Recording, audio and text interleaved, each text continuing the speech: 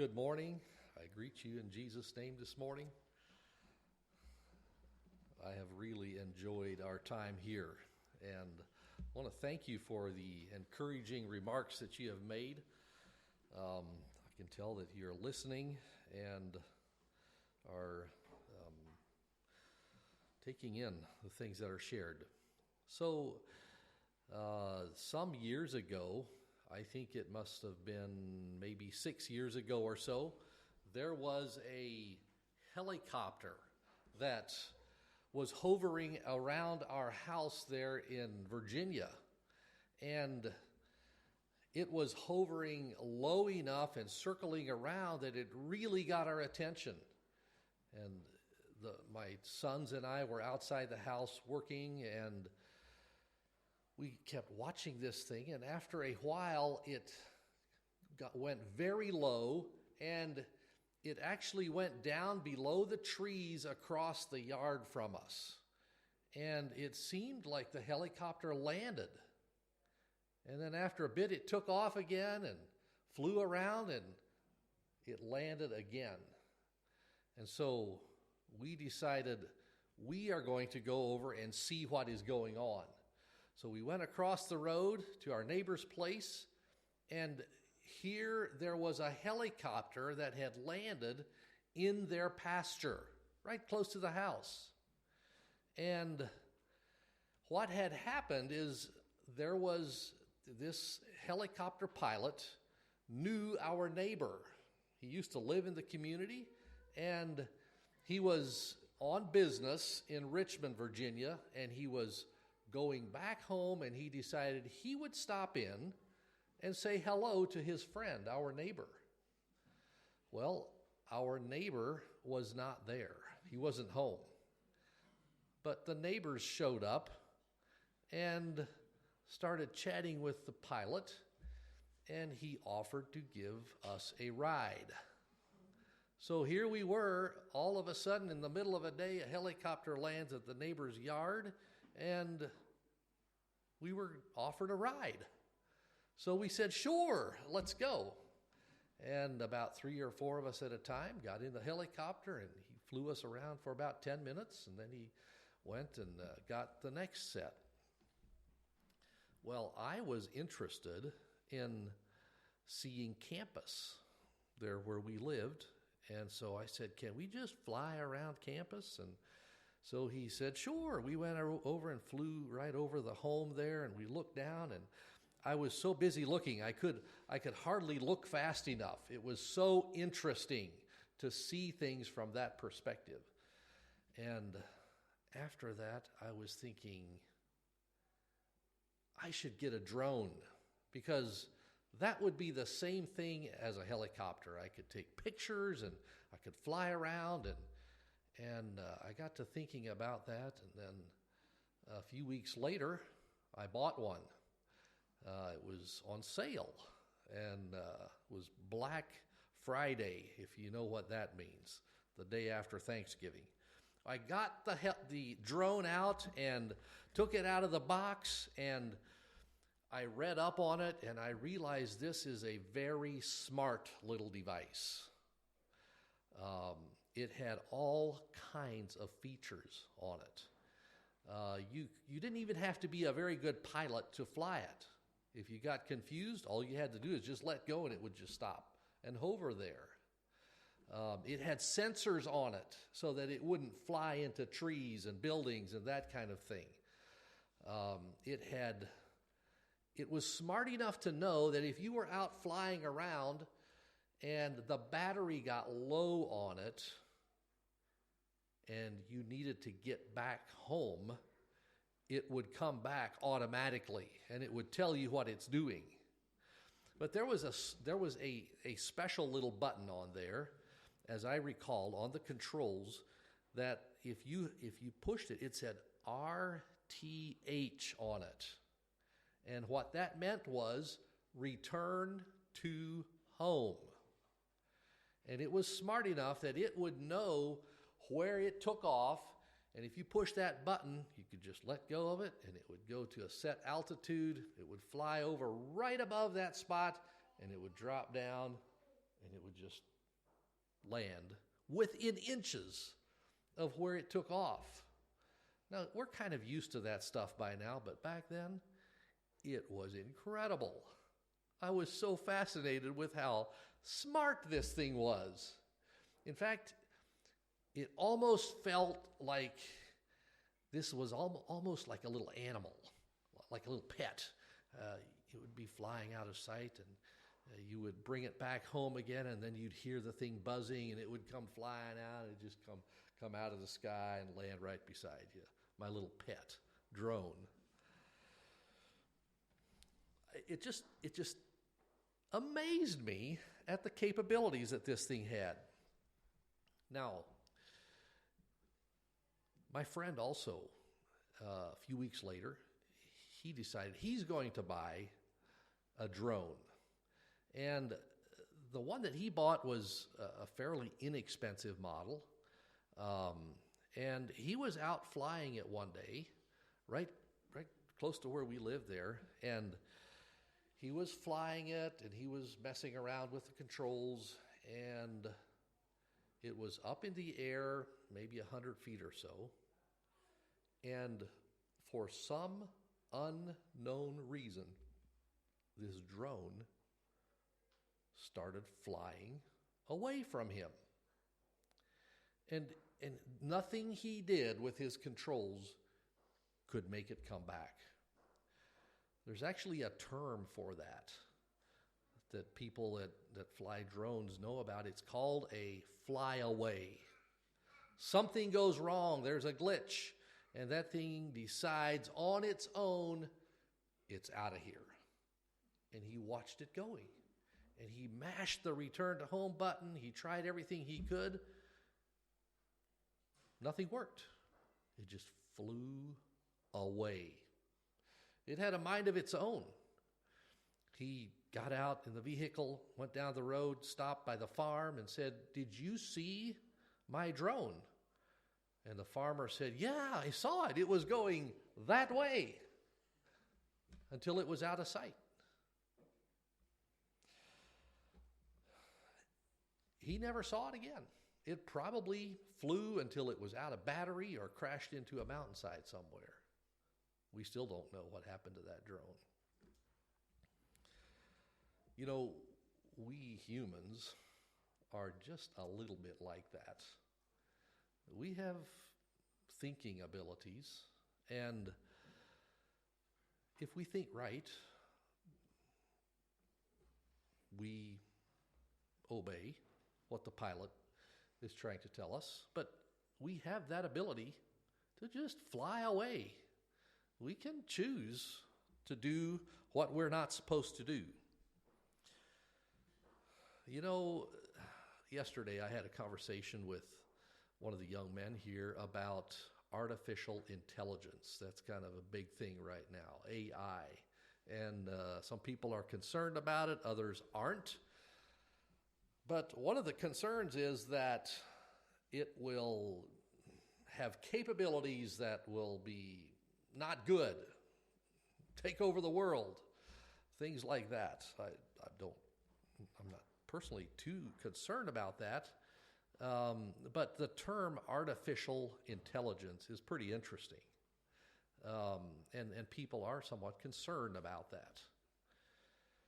But I actually think that we should be a lot more concerned about real intelligence. The thinking abilities that God has given us and what we're going to do with that.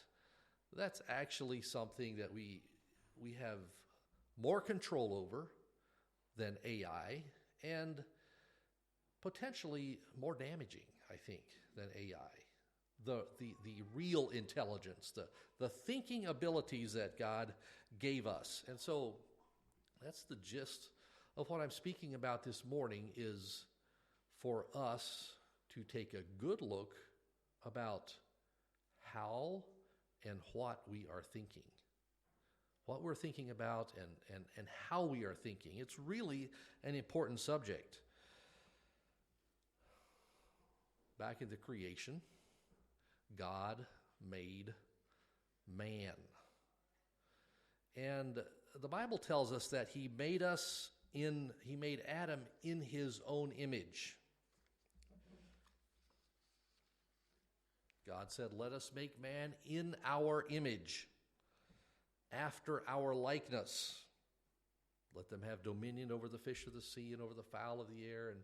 And God made man in his image. And I know there's some debate about what that exactly means, but I think one of the main things it means is the capability to think and to reason. We are in God's image in that respect. The ability to think and to reason, think things through deeply. That sets us apart from the rest of God's creation. Animals, yeah, they can think to a point, but they can't reason the way we can. It's more of an instinctive kind of thinking. We have the ability to think deeply about things. We can plan and scheme. We can think about what we are thinking about. That gets pretty deep, where we can analyze and think about what we're thinking about.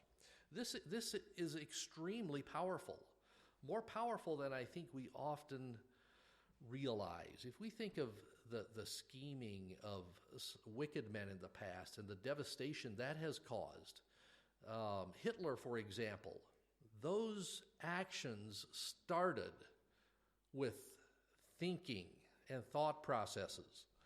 It's very powerful. But God, when he looked on Adam and the man and the woman that he had created and the thinking abilities that he gave us, he said, "It's very good." I think God was actually he waited until almost the last thing, and he looked at it and he said, "It's very good." I actually think that God was delighted with the ability that he had given us as human beings to think and reason. And there's reasons that I think that. If you look in the Bible, it says there that, in Genesis chapter 2, verse 19 and 20, I want to read that. "Out of the ground the Lord God formed every beast of the field and every fowl of the air, and brought them unto Adam to see what he would name them," what he would call them. See, he gave Adam, right after he had created him, a heavy thinking assignment. It almost seems like God came up with something to try out this thinking ability that he had given Adam. It says he brought the animals to Adam to see what he would name them.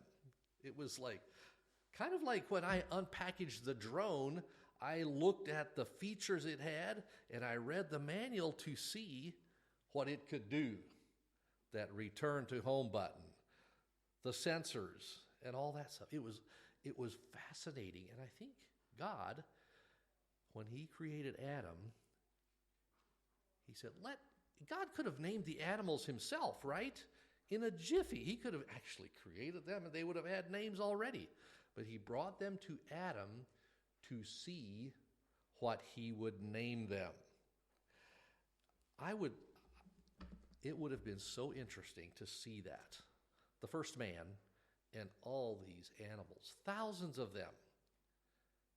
Now, if you don't think that was a heavy thinking assignment, we had 9 children, and naming 9 children with pre-existing names, that was a heavy assignment. Mostly my wife did it. I said yes or no, and you know how that works.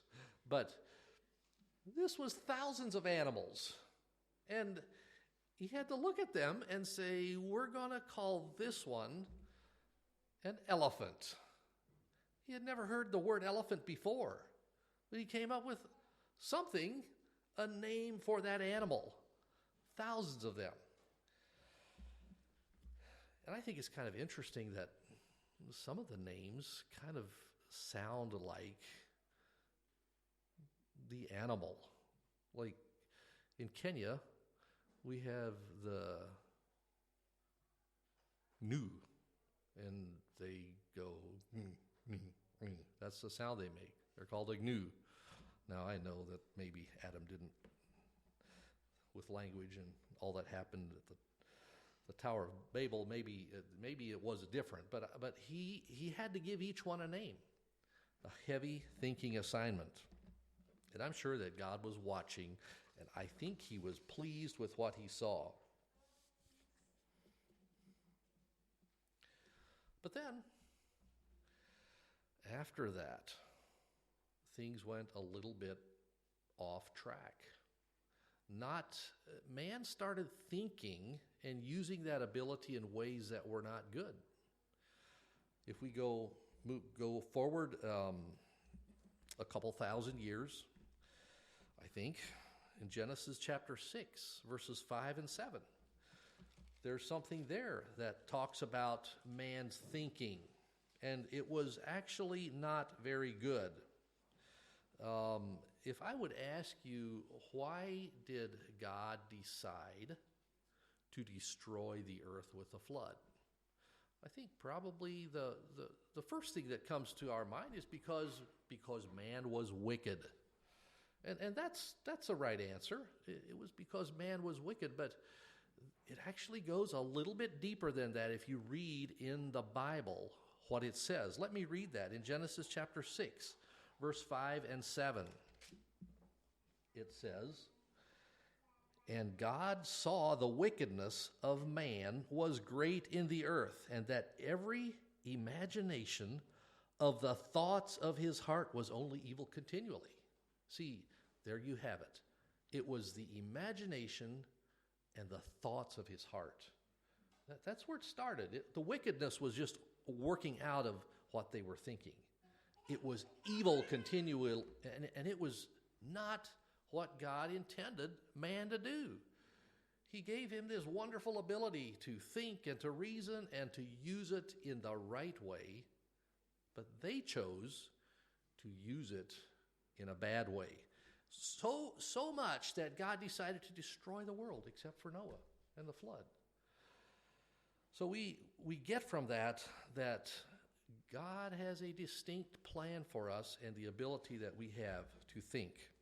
We can use it like the drone that works well, or we can be that flyaway drone that just takes its own way.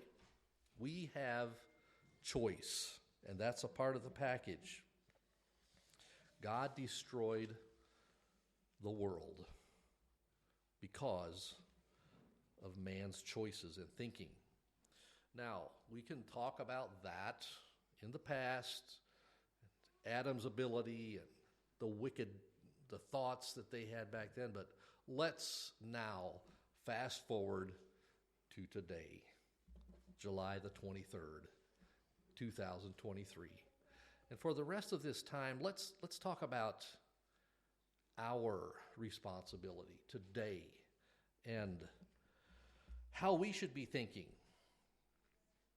What are we doing with this incredible ability that we have to think, to reason, and to choose? The free will that they had back in the flood, before the flood, that still exists. God didn't take that away. It would be a rather uninteresting existence, wouldn't it, if we would not have free will, if we would just be robots.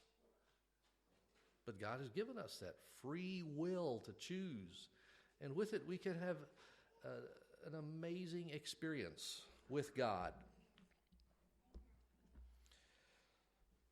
We have been given instructions on how to think. And one of the verses that talks about is Philippians chapter 4, verse 8. I look at this as a filter for our thoughts. It says there, finally, brethren, whatsoever things are true, whatsoever things are honest, whatsoever things are just, whatsoever things are pure, whatsoever things are lovely, whatsoever things are of good report, if there be any virtue, and if there be any praise, think on these things. This is a filter for us. We're supposed to, obviously, we have some control over what we think about. If we wouldn't have any control, what good would this verse do? But the admonition is to think on those things. And then in 2 Corinthians chapter 10, verse 5, it talks about imaginations and thoughts. It says, casting down imaginations and every high thing that it exalteth itself against the knowledge of God, and bringing into captivity every thought to the obedience of Christ. We have a responsibility to bring our thoughts into captivity, to corral them in and to not just let them go wherever they want to. There are boundaries that God has put there for us. We're supposed to bring them into captivity. Now, there where we live in Virginia, it's hilly. Not very tall mountains, a couple thousand feet. And we live in the foothills of the Blue Ridge Mountains. And from our house, we can look up the mountain and we can see the ridge of the mountain. And there's a road that goes along the ridge called Skyline Drive. It's actually in a national park. And from our house, it's about 1.5 miles if you go by road. Now, one thing that I enjoy doing is I enjoy taking my bicycle up there. And I can drive up pretty close to that road until it's barricaded off, and then I have to take my bicycle off the vehicle and push it up to the top, and then from there I can coast down the mountain, and it's an exhilarating experience. And one of the reasons it's so fun is because it takes no effort. You just coast. And there's one section of the road that you can coast by doing nothing but steering. I'm going 45 miles per hour. How many kilometers is that? About 60, probably. Am I right? Close to 60 kilometers an hour? Maybe 65, 70, I'm not sure, but a pretty good clip. But, you know, when you're coasting, you're going downhill, and you end up losing elevation, and you end up down at the bottom in the valley where the sun isn't really shining that much, and where if you just coast, you end up at the bottom. And that's the way it is with our minds. If we just let our minds coast and we don't control them and actually put forth effort, we can easily go downhill, and we end up down at the bottom where we shouldn't be. Some years ago, there, right close to our place, there was a young man who was doing some farm work, and he had a manure spreader attached to the back of one of our tractors, and the tractor didn't go very fast. So he decided on the one hill, he's going to let it coast. And he had a load that he was pulling. And as he went around the curve, he kicked it out of gear and he took off. down the hill. And the hill was a little bit steeper than he thought, and the load was a little heavier than he thought, but he was making good time. He was in a hurry. But when he got to the next curve, he realized that he is going a little plenty fast, and he tried to brake and slow down, but the momentum of the coast was going too fast, and the tractor started wobbling, and with the short wheelbase, it got worse and worse, and he lost complete control of the tractor. He went flying, the tractor flipped over, the manure spreader flipped over, and there was an awful wreck. Fortunately, he was thrown off and wasn't injured very badly, but the equipment was shot. We had to get a new tractor. Coasting is okay sometimes, but it can be very, very dangerous. And I'd like to suggest that when it comes to our thoughts and our minds, we don't risk coasting. We bring our thoughts into captivity, and we control what we are thinking about. A couple years ago, my wife and I had a meeting, a conversation with a young couple. They came to us. They said they'd like to talk.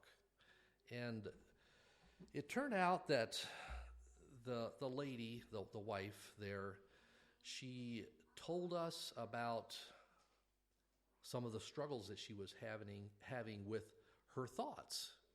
And she told us about how that years before that, things had happened, and she had developed a negative thinking pattern.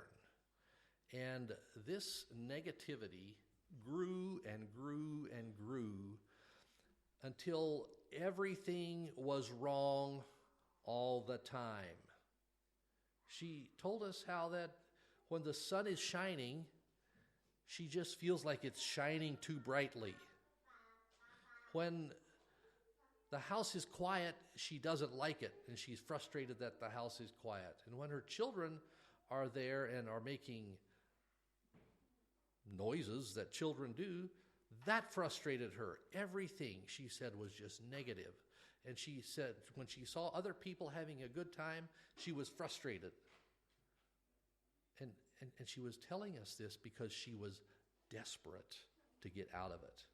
She came to us, and it was kind of a way of her to confess and to just try to get a handle on her thinking patterns. And she recognized that it was because she had allowed her thoughts to deteriorate to that point that she finally didn't have any control over it anymore. And I think she was set free from that through just confessing it and acknowledging that what she was doing was wrong. Letting our thoughts go and coast leads to all kinds of mental maladies that we actually could prevent.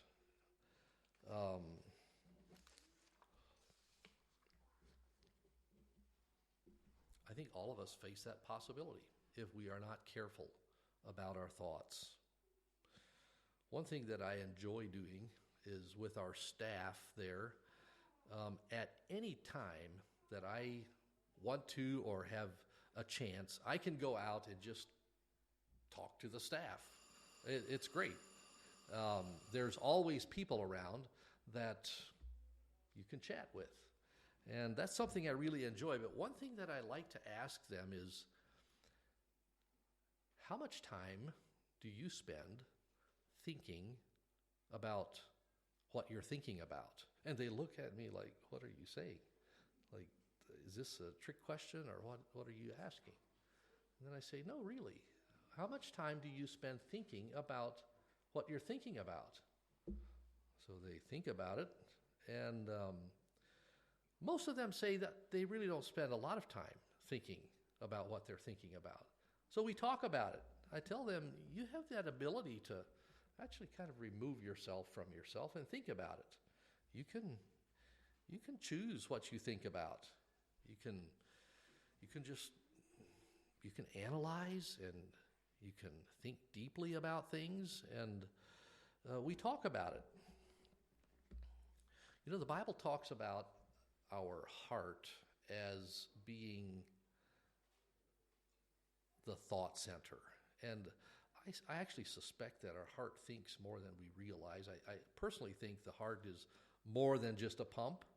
I wouldn't be very dogmatic about that, but the Bible does talk about the heart quite a bit and associates it to our thoughts. I think our brain does most of the thinking, but I think of the heart as maybe more the seat of our emotions, where we have feelings and desires, things like fear and things like that. But I'd like to read some of those verses for you. Proverbs chapter 4, verse 23, it says, "Keep thy heart with all diligence, for out of it are the issues of life." Regardless if it's talking about our physical heart or if it's an analogy, the idea is there. Guard your heart, your thoughts, with all diligence, carefully, for out of it are the issues of life. Proverbs 23, verse 7 says, "For as he thinketh in his heart, so is he." We become like our thoughts, what our thoughts are. In the New Testament, Hebrews chapter 4, verse 12, it says, "For the word of God is quick and powerful and sharper than any two-edged sword, piercing even to the dividing asunder of soul and spirit and of the joints and marrow, and is a discerner of the thoughts and intents of the heart." There we have it again. I think it's important for us to understand that naturally we don't think right. That is not a natural thing for us to just think correctly on issues. In Isaiah chapter 55, verses 8 and 9, it says, "For my thoughts are not your thoughts, neither are your ways my ways, saith the Lord. For as the heavens are higher than the earth, so are my ways higher than your ways, and my thoughts than your thoughts." Our thoughts and God's thoughts, if we just think them naturally, they don't line up with God's. I think that we should every now and then just take a bit of time and think about what we are thinking about. Find a quiet place to sit down and think about the attitudes that we have. What kind of attitudes do I have, and do I need to course correct on them? Are my priorities what they should be? Is my thinking process pleasing to God? Today we have a lot of options for letting other people think for ourselves. I think that's one thing that's so detrimental about the digital world and social media and television and those things is we can be very careful that we don't let other people do the thinking for us. That I think other people can speak into our life, but we should not ever allow other people to do the thinking for us. Be careful about unknown sources that are influencing you. Something also to be conscious of is negative emotions. The Bible tells us in the book of Proverbs that he that has no rule over his own spirit is like a city that's broken down and without walls. Some of these castles around here have walls around them, and they were there for defense. The cities of old had walls, a very important thing to defend and to protect. And if we don't have a rule over our spirits, and I think of that as emotion, no rule over our emotions, we become somewhat defenseless. God has given us feelings and emotions, and they are actually there for our good. It's a wonderful thing. What would it be like if there would be no emotions? If there would be no joy, no fear, no peace, no... God is... That gives us a tremendous dimension there to enjoy life, and it makes life flavorful and wonderful. But most of the emotions that God gives, we have to control them. We don't let them just run wild. He that has no control over his own spirit is like a city that is broken down and without walls. I'd like to spend a little time thinking about the cause and effect of our thoughts. When we lived in Kenya, I had a good friend, and his name was Evans Siga. He's gone now. But I used to stop in at his house and visit. He lived in a small mud house. But Evans was a wise old man. And one day we were sitting there chatting, and a neighbor came by. This was a young man, and he happened to be drunk. So he came in and he kind of interrupted our conversation, and he wasn't talking sense. So after a bit, Evans got up and tapped him on the back, and he took him outside, and he kind of helped him mosey on down the road because he wasn't making any sense. And after Evans came back in, he sat down and he said, he said, we are going to have a funeral for this man sometime soon. And I was a little surprised by what he said, and so he explained that this man, he said, it happens over and over and over again in the community. Young man starts making bad choices. He gets into drinking. First thing you know, he's in a fight. And he gets involved with all kinds of immorality. And likely, by now, he's HIV positive. He's going to die soon. I was thinking about that. And I was comparing this young, drunk man with some of the young men that were coming to our church and had chosen a different route. And there was a young man there at the time. His name was Tom, and he was probably about the age of this drunk that had come around, but he had made good choices. And with his good choices, he had gotten married. He had a young family. He worked hard. He had some cows, and he took good care of his cows. And he had created a nice life for himself and his wife and his family. And through the choices that Tom made, he had created a fairly comfortable and nice life for him and his wife. The other man was going to be buried in the not too distant future. It was through the thoughts and the choices that these young men made that actually made the difference. It's a very, very powerful thing, the ability to choose.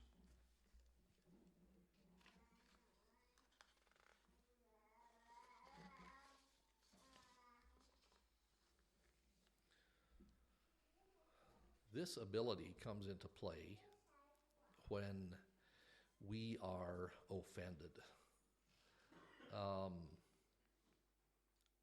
I was probably the time that I was most offended. Um, Someone said something to me that it was just really offensive, and um, man, I couldn't shake it. I took it personal, and I was actually pretty miserable. For a number of days, I could not shake what this man had said to me. And it was actually a pretty nasty comment.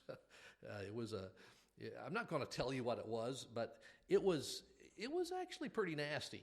And probably most of you have experienced that when someone said something that was pretty nasty to you.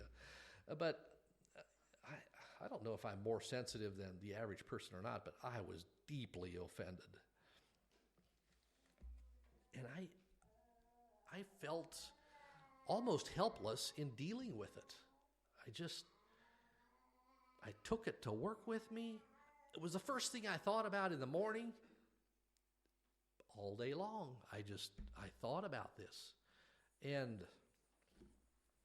I got so sick and tired of this offense and the feeling that it was just a terrible feeling.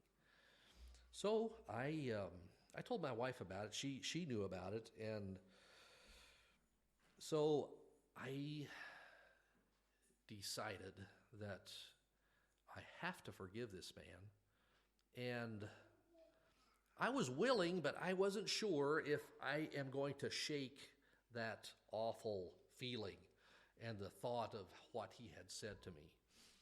So we actually talked about it, and we knelt down, we prayed about it, and it was more than just forgiving. I felt like I could forgive him, but I wanted to forget about it. I wanted it off of my mind, and so that's what we prayed for. We prayed that we could forgive and forget. Like, I wanted it off of my mind.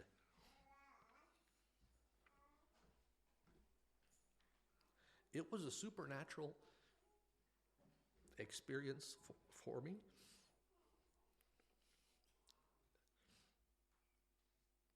I was immediately freed from that. And it was a God thing. It was something that I wasn't able to do on my own, but God helped me to do that. I literally forgot about it, to the point where I went back to work, and it was, I was freed from it. So we can choose to forget about something with God's help. But I don't think God would have helped me if I wouldn't have wanted to forget about it.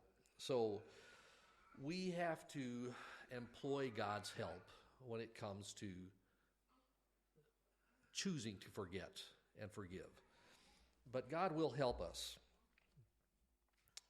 The way the brain works scientifically is the way I understand it. I've read a little bit about it, but a thought is established and becomes stronger the more often you think about it. That's why a bitter person will many times have a very, very sharp memory of the offense that happened. It can be years and years ago, but they remember every detail, every minute detail. And the reason is because it's replayed over and over and over in our minds. And the pathway, the arcing that happens in there, the neurons that are firing, the way it's explained by scientists is if you want to strengthen a memory, think about it often. And we know that's the way it works. You just think about it often, and the memory becomes cemented in there. But the brain is plastic, meaning it's malleable, and you can actually have some control over your thoughts. And if you choose to not think about something, with time, that groove that is worn in your brain, it can be taken away. And I think that with God's help, especially those pathways that are created by our thoughts, if they are negative thoughts, they can be removed and taken away.